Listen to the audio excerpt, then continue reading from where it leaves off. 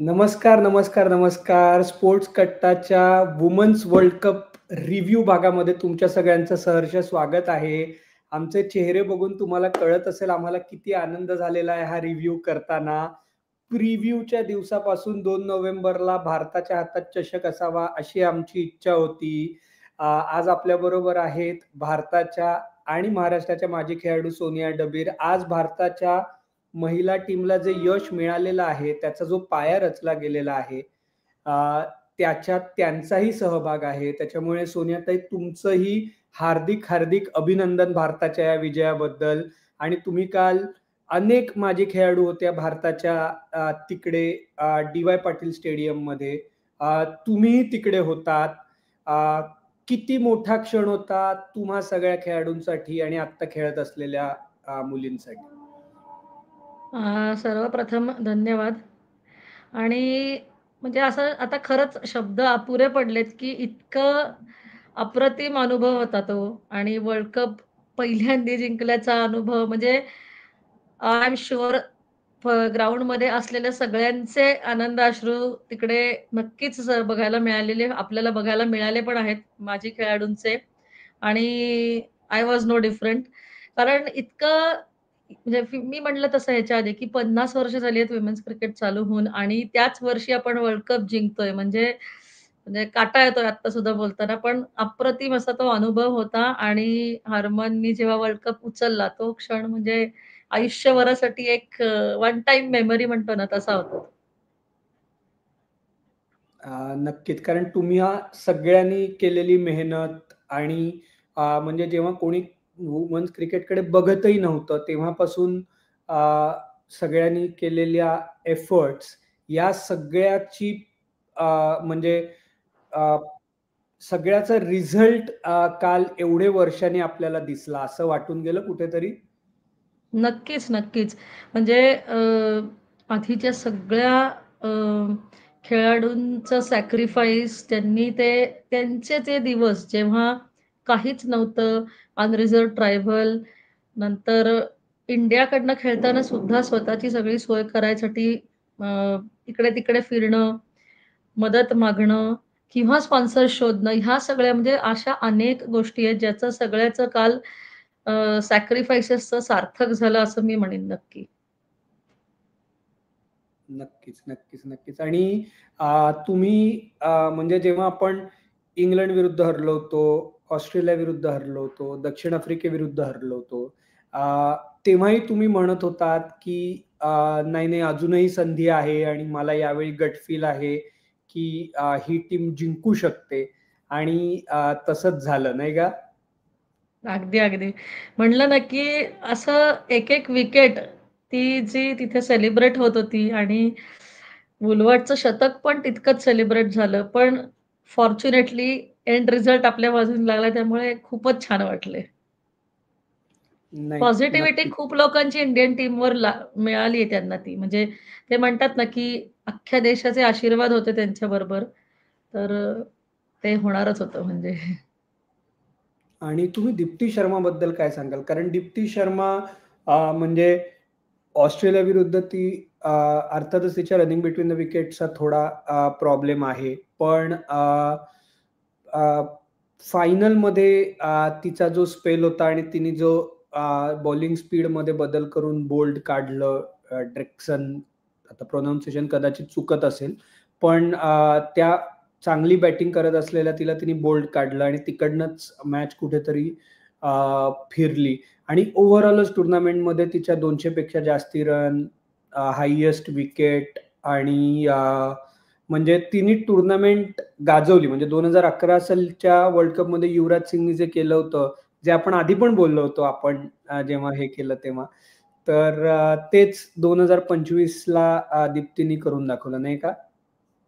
नक्की, 100% म्हणजे मगाशी तू बरोबर बोललास, की ऑस्ट्रेलियाबरोबर तिची थोडीशी बॉलिंग पण नेहमीच्या दीप्ती शर्मासारखी नव्हती वाटली. पण कालच्या मॅचमध्ये ती जी एक क्रुशियल ओव्हर होती, जेव्हा तिने एका ओव्हरमध्ये तिला 2 विकेट मिळाल्या. That was the turning point नक्कीच म्हणेन मी. आणि बॅटिंग बघितलं तर आपण ह्याच्या आधी सुद्धा बोलत आलोय आणि बघितलं पण आहे दीप्ती शर्माची बॅटिंग, की इनिंग्स अप्रतिमरित्या बिल्ड करते ती.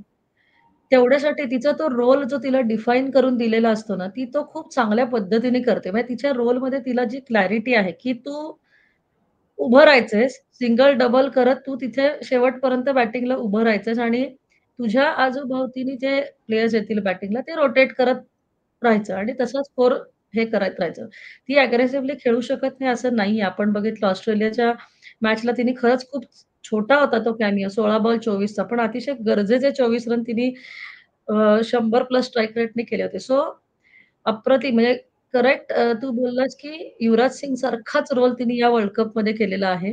Highest wicket taker at the same time crucial partnerships तिने बॅटिंगमध्ये जेव्हा केव्हा तिला चान्स मिळाला तेव्हा तिने केले आहेत. ऑफ कोर्स 1-2 मॅचेसमध्ये तिचे रन्स झाल्या नाहीयेत, पण तिने विकेट्स घेतल्यात आणि एक ऑलराउंडर ना, त्याच्याकडे खूप जबाबदारी असते. ॲज अन ऑलराउंडर जेव्हा तुम्ही एका प्लेयरकडे बघता, त्याला स्वतःची बॅटिंग पण करायची असते, बॉलिंग पण करायची असते. सो कधी जरी एका कुठल्यातरी डिपार्टमेंटमध्ये नाही झालं किंवा नेहमीसारखा परफॉर्मन्स नाही झाला, तर आपण एक त्याला जज करू नये. पण दीप्ती शर्मा खरंच या वर्ल्ड कपमध्ये रन्स केले आहेत, कॅमिओज प्ले केलेत जेव्हा गरज होती तेव्हा आणि विकेट्स घेतल्यात क्रुशियल टाईममध्ये. म्हणजे कालच्या 2 विकेट्स तर खूप गरजेच्या होत्या, ज्या पद्धतीने वुलवर्ड खेळत लागलेली. नाही, प्रश्नच नाही, प्रश्नच नाही. आपण ना आणि म्हणजे आपण बाकीच्या टीम्सबद्दल पण बोलू, हा वर्ल्ड कप किती क्लोज झाला त्याबद्दलही बोलू. पण जर का आपण वर्ल्ड कपचा रिव्ह्यू हा शेफाली वर्माच्या उल्लेखाशिवाय नाही होऊ नाही होऊ शकत. शकत. म्हणजे अगदी अ, बरोबर आहे. काल तिने जी बॅटिंग केली आहे आणि काय तिने जी बॉलिंग केलेली आहे. तर आम्हाला जरा थोडीशी फक्त बॅकग्राऊंड सांगा ना, की आपण आधी बोललो होतो ऑस्ट्रेलिया विरुद्धच्या मॅचच्या आधी पण, की तुम्हाला काही इन्साइडर आहे, की तिच्या सिलेक्शनसाठी अ, कोणी पुश केलं होतं? म्हणजे सिलेक्टर्सनीच इन्सिस्ट केलं होतं का टीम मॅनेजमेंटला तो जुगार खेळायचा होता, की सेमीफायनल, फायनलला आता प्रतीका नाहीये, तर आम्हाला शेफालीच हवी आहे असं काही कल्पना आहे? नाही, ॲक्चुअली नाही. पण मी म्हटलं आधी पण मी जसं म्हणाले तसं, की एकच होऊ शकतं, की ओपनरला रिप्लेसमेंट ओपनर. नाहीतर आपल्याकडे तेजल असफनी स्टँड बायजमध्ये होती. पण ती बिंग मिडल ऑर्डर बॅटर आणि जेमिमा हर्लिन ह्या ऑलरेडी मिडल ऑर्डरमध्ये चांगल्या खेळत असताना त्यांना ओपनिंगला शिफ्ट करणं, कदाचित हे थोडंसं त्या क्रुशियल सेमीफायनल स्टेजला अयोग्य ठरलं असतं. म्हणून त्यांनी शेफालीला घेतलं असावं आणि हे एकमेव कारण मला तरी माहिती आहे. आणि तो मास्टर स्ट्रोक ठरला काल आणि तिच्या बॉलिंग म्हणजे म्हणजे तुम्ही तर काय प्लेयरच होतात. आम्ही थोडंफार क्रिकेट फॉलो करतो. त्याच्यामुळे ती बॉलिंग करते हे आम्हाला माहिती होतं आणि ती डोमेस्टिकमध्ये खूप रेग्युलर बॉलिंग करते. हो. तर आणि ती डोमेस्टिक खेळून आली होती. त्याचं कदाचित पण ते अर्थात तो इन्स्टिंक्ट कॉल असतो कॅप्टनचा. त्याच्यामुळे त्याच्यासाठी कॅप्टन कोचना क्रेडिट आहे काल शेफालीला बॉलिंग देण्याचं, नाही का? नक्कीच. अगदी बरोबर आहे. कारण एक तर क्रुशियल स्टेज होती मॅचमधली.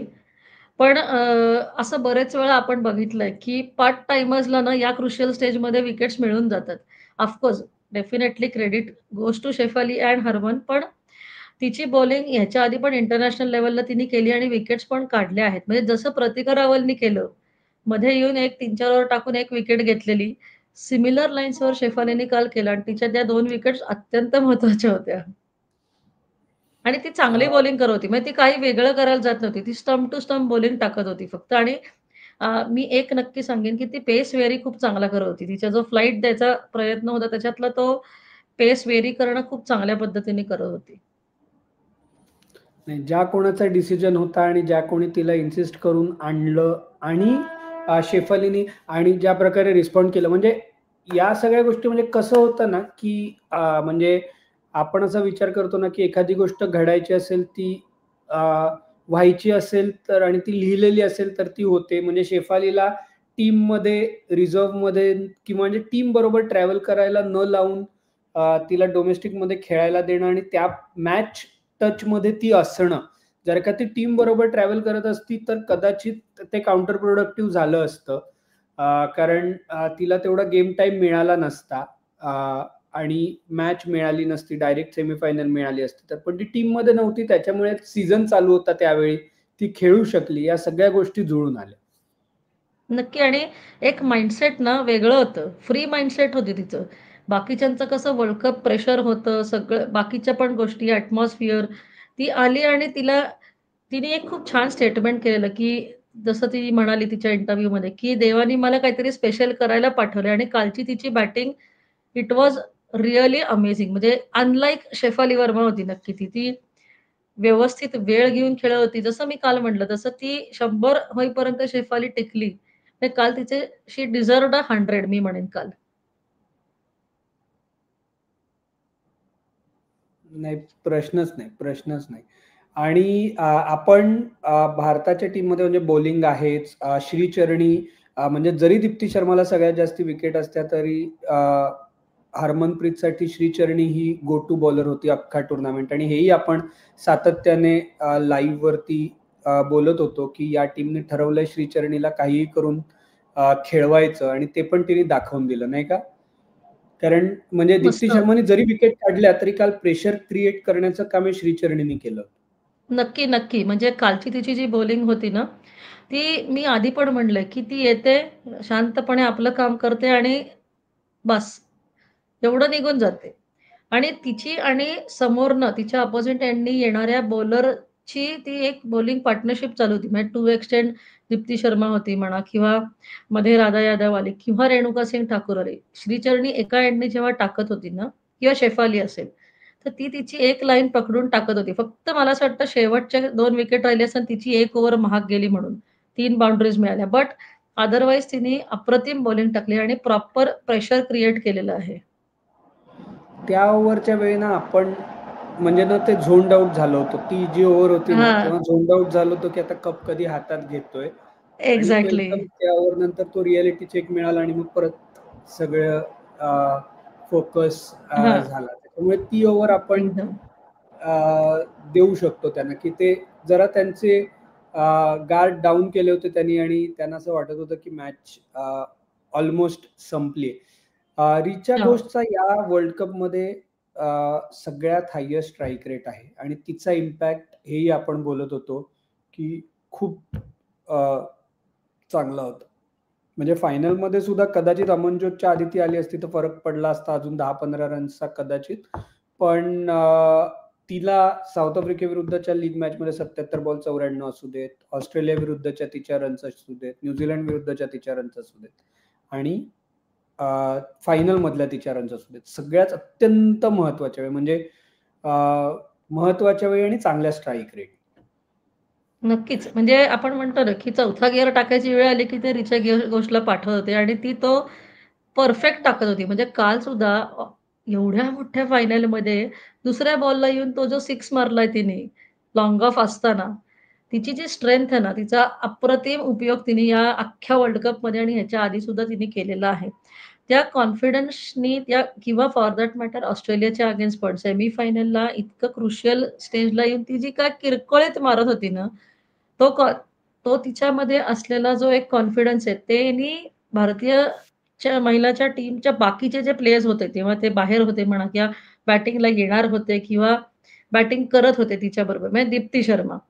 तो एक वेगळा कॉन्फिडन्स देऊन जातो, की ही इतकी मस्त मारतीये, सो आपण एखाद 2 बॉल ते लीजर मिळालं दीप्ती शर्माला, की मी 1-2 बॉल डिफेंड केले तरी चालणार आहे, कारण समोर ऋचा घोष आहे, जी 2 बॉल 12 देऊ शकते मला. नक्कीच, नक्कीच. म्हणजे आपण असं म्हणू शकतो पीकिंग ॲट द राइट टाईमचा अर्थ या स्पर्धेत भारताच्या कामगिरीकडे बघून कळतो, नाही का? अगदी, अगदी. कारण अ, म्हणजे मी परत एकदा हेच म्हणेन, की 3 मॅचेस ज्या मध्ये हारल्या ना, तर त्याच्यात मॅच हारण्यापेक्षा जे अमोल सर सुद्धा बोलले त्यांच्या इंटरव्ह्यूमध्ये, की मॅच हारण्यापेक्षा त्याच्यातनं पॉझिटिव्हज खूप मिळाले टीमला. सो त्यांना अजून थोडं चांगलं क्रिकेट खेळणं ह्याची गरज होती. त्यांनी ते अप्रतिम कामगिरी न्यूझीलंड अगेन्स्ट जी सुरुवात केली, तर तो कमबॅक त्यांच्यासाठी खूप इम्पोर्टंट ठरला आणि त्याचेच रिझल्ट आपल्याला आज बघायला मिळतायत. प्रश्नच नाही. म्हणजे अमोल मुजुमदार यांच्यासाठी पण ही खूप मोठी स्पर्धा होती, हेही आपण बोललो होतो, आणि त्यांनी प्रत्येक खेळाडूंकडनं कामगिरी काढून घेतली. शेफाली आल्यावरती सुद्धा तिला कॉन्फिडन्स देणं, आणि सगळ्या लीग मॅचेसमध्ये एक बॅटर जास्ती खेळवणं, पण नॉकआउट स्टेजमध्ये एक बॉलर जास्ती खेळवणं आणि या गोष्टी केल्या या टीम मॅनेजमेंटने आणि ती रिस्क घेऊन दाखवली. नक्कीच, नक्कीच. कारण ही स्ट्रॅटेजिकली जेव्हा या गोष्टी कराव्या लागतात ना, तेव्हा नक्कीच त्यांच्यावर प्रेशर असणार. कारण उद्या जर का काही गडबड झाली, तर दे आर अन्सरेबल, की तुम्ही एवढे दिवस बॅटिंग स्ट्रेंथ, डेप्थ खेळवत असताना बॉलर एक्स्ट्रा खेळून तुम्ही हारलात. मग तुम्ही ही रिस्क कशाला घेताय? हे प्रश्न त्यांना नक्कीच विचारले गेले असते. पण ते कॅल्क्युलेशन किंवा ते रिस्क फॅक्टर जी तू बरोबर बोललास, calculated risk at the right time ही फार अप्रतिम मॅनेजमेंटने घेतलेली आहे. नाही, त्याच्यामुळेच आपल्याला रिझल्ट समोर आहे. पण आता हे भारताच्या टीमबद्दल झालं, आपण आधीही बोललोय. पण हा वर्ल्ड कप चा जेव्हा आपण विचार करतोय, तेव्हा म्हणजे दक्षिण आफ्रिकेच्या लॉरा वुलवर्डच्या 571 रन्स आहेत. खरं म्हणजे दीप्ती शर्माला प्लेयर ऑफ द टूर्नामेंट मिळालं कारण त्याने विकेट्सही घेतल्या होत्या, रन्सही केल्या होत्या. पण इम्पॅक्टच्या दृष्टीने मला आणि सेमीफायनलमध्ये इंग्लंड विरुद्धची ती इनिंग किंवा 69ला पहिल्या मॅचमध्ये टीम आउट झाल्यानंतर अख्ख्या टीमला घेऊन फायनलपर्यंतचा हा प्रवास. तर माझ्या दृष्टीने मोस्ट व्हॅल्यूड प्लेयर जर का आपण विचार केला या वर्ल्ड कपचा, तर ती लॉरा वुलवर्ट आहे. कारण सेमीफायनल आणि फायनलमध्ये माझ्या मते ॲलिसा हिलीनी न्यूझीलंडमधल्या वर्ल्ड कपमध्ये सेंचुरी केली होती. हां. दोन्ही मॅचेसमध्ये. त्याच्यानंतर आता लॉरा वुलवर्टने केली आणि म्हणजे ही अचीव्हमेंट फिनॉमिनल.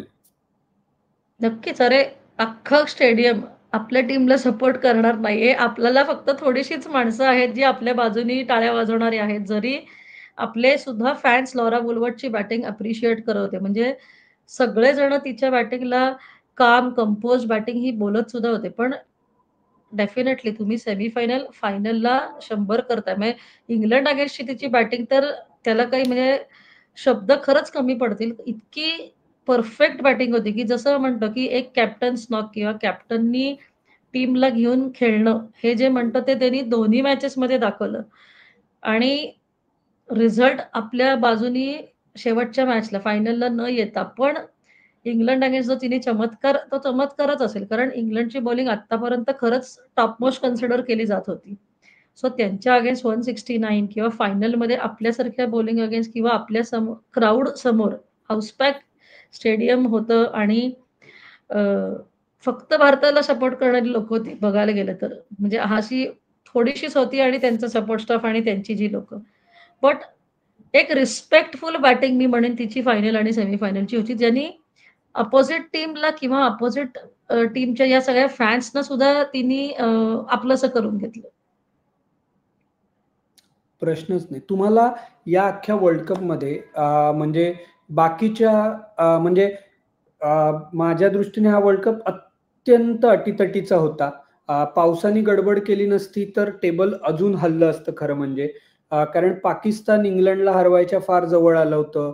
बांगलादेश एक मॅच जिंकायच्या फार जवळ आलं होतं. श्रीलंकाही अपसेटच्या खूप जवळ होती. तर म्हणजे दिसताना टेबल दिसतंय, पण एक न्यूझीलंडसाठी निराशाजनक वर्ल्ड कप सोडला, तर बाकी सगळ्याच टीमच्या बाबतीत म्हणजे मी खालच्या टीम्सच्या बाबतीत म्हणतोय, एक खूप मोठी सुधारणा किंवा खूप मोठं परफॉर्मन्समध्ये एन्हान्समेंट दिसली, नाही का? नक्कीच, नक्कीच. म्हणजे खरंच कॅल्क्युलेटर घेऊन बसावं लागलं असतं, ही जर का पावसामुळे मॅचेसचं गडबड नसती झाली तर. कारण ऑस्ट्रेलिया एक मॅच हारायला आलेलं ऑलमोस्ट. अ, इंग्लंड हारायला आलं होतं किंवा पाकिस्तान, श्रीलंका ह्या सगळ्यांनीच बेस्ट दिलं किंवा न्यूझीलंड फॉर दॅट मॅटर त्यांच्या जर का त्या मॅचेस वॉश आउट झाल्या नसत्या, तर आपलं कॅल्क्युलेशन बदललं असतं.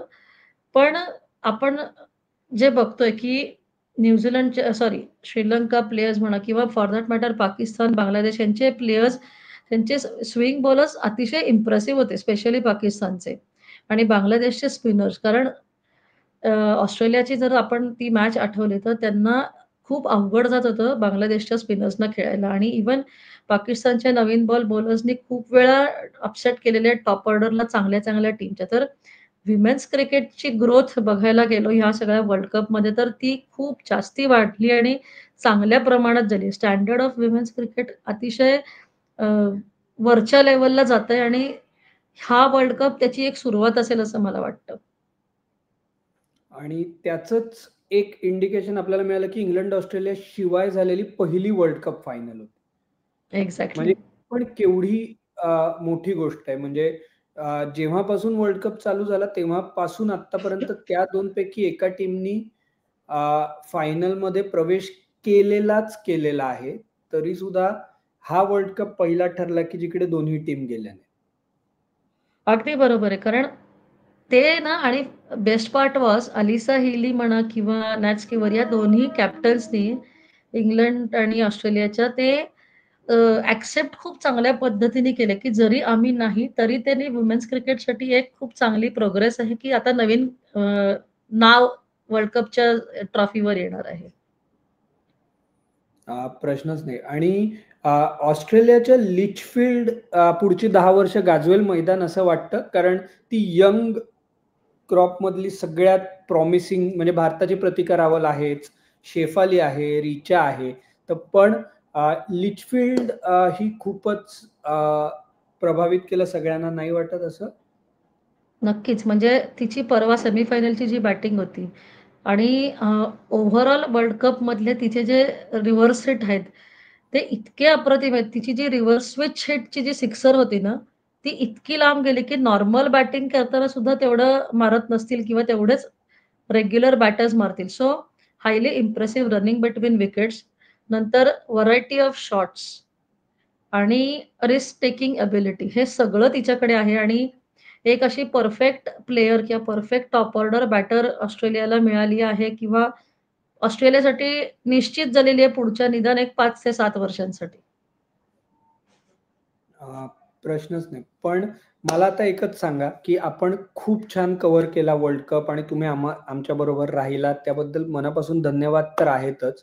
पण आता भारताच्या टीमच्या दृष्टीने एक खूप पहिली पायरी घेतली गेलेली आहे, जिकडे आपण अडखळत होतो. T20 असू दे किंवा 50 ओव्हर असू दे.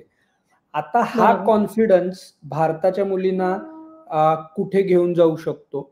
आणि आता अ, पुढे जाताना जरी आपण वर्ल्ड कप जिंकलेलो असलो, तरी 50 ओव्हरमध्ये मेन्समध्येही ती सुरुवात झालेली आहे, की जरी चॅम्पियन्स ट्रॉफी आपण जिंकलेलो आहोत, तरी चेंज ऑफ गार्ड झालेला आहे.